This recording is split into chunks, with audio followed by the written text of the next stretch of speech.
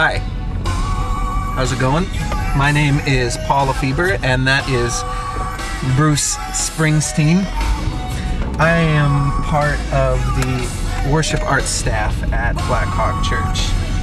Bruce Springsteen is the music that I like to listen to when I'm going on a road trip. And I'd like to real quick tell you about a road trip I took when I was in college.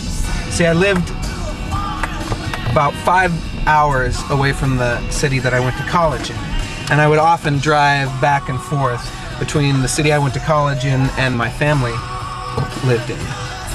So I would often find myself on these long road trips listening to Bruce Springsteen doing my thing. This was like 2005. I was about 21 years old, and believe it or not, I did not own a cell phone. So I would often find myself on these long road trips with no cell phone, no way to get in touch with anyone, pretty alone on these road trips.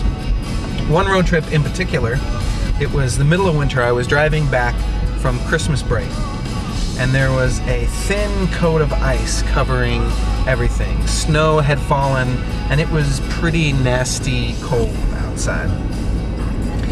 As I was driving, I realized that I had let my gas gauge get a little bit too low, and I was running on empty. I thought, oh, I'll make it. I'll just go a little bit further, and I kept sort of pushing it, and eventually I ran out of gas. And there I was on the side of the road, completely alone, no cell phone, no way to get in touch with anybody. It's nasty cold outside, and I'm stuck. Totally, utterly alone. Now, as many of you know, when something bad happens, the last thing we want to be is alone, right?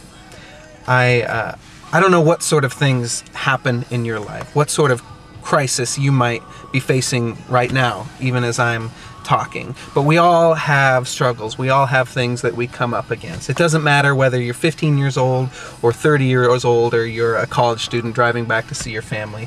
We all have things that we come up against. Now mine is a funny little thing about running out of gas driving home on the interstate. Yours might be something that's going on inside of your heart, an emotional thing that you're struggling with. Maybe a friend who did something, or a family member who did or said something. I don't know what it is for you, but suffice it to say, we all have struggles.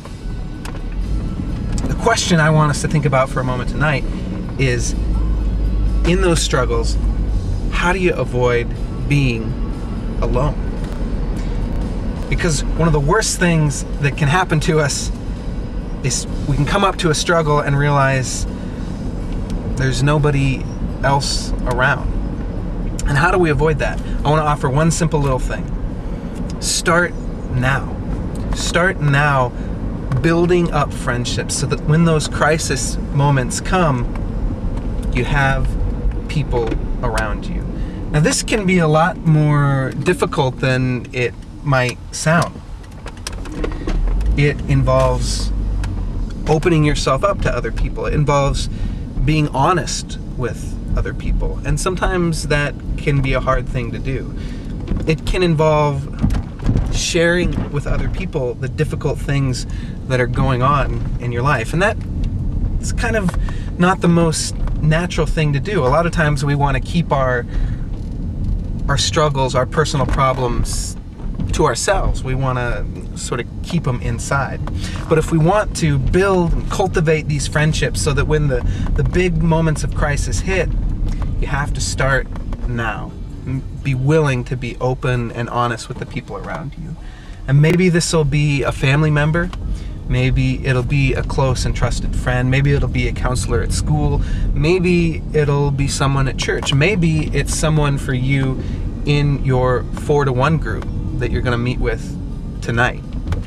Whoever it is, I just want to encourage you to build those friendships so that when challenges come, you're not going to be stuck alone on the side of the road in cold weather like I was. Now, fortunately for me, when I travel, I'm never completely alone because I'm a member of AAA. I don't know how many of you know what AAA is, but it's this thing you can be a member of so that when you get stuck on the side of the road or whatever, you need a tow truck or some help, something like that, you call AAA and they'll send a tow truck or send someone out to get gas in your car, this sort of thing. So that night when I was stranded on the side of the road, I had to walk through the cold back to a town and call a AAA tow truck, and they came and everything was fine. No big deal. That crisis wasn't the biggest crisis I've faced in my life. Similarly for you, you're never alone. Even if there isn't anyone around, even if you don't have those friends around, there is always Jesus of Nazareth. He's sort of like your AAA person who's gonna come to your rescue, who is always there no matter what. And just like you build your friendships with people that are in your life, I want to encourage you to build your friendship with Jesus. And this might involve reading books about him, it might involve reading your Bible, and it certainly would involve praying to him, telling him what's going on in your life, sharing with him your struggles.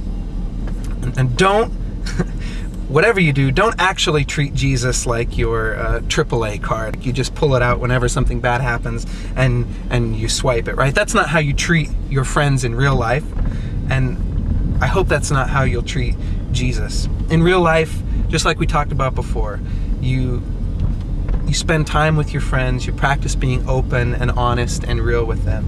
And with Jesus of Nazareth, you spend time with him and you practice being open and honest and real with him. Now, if you don't mind for a second, I'm going to pull off to the side of the road so that I don't crash and kill myself and many other people. I want you to do me a favor and just close your eyes for a second. And I want to read something that Jesus says to you.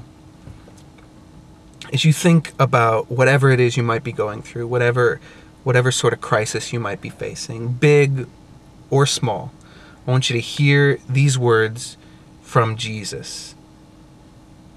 Are you tired, worn out, burned out on religion? Come to me. Get away with me and you'll recover your life.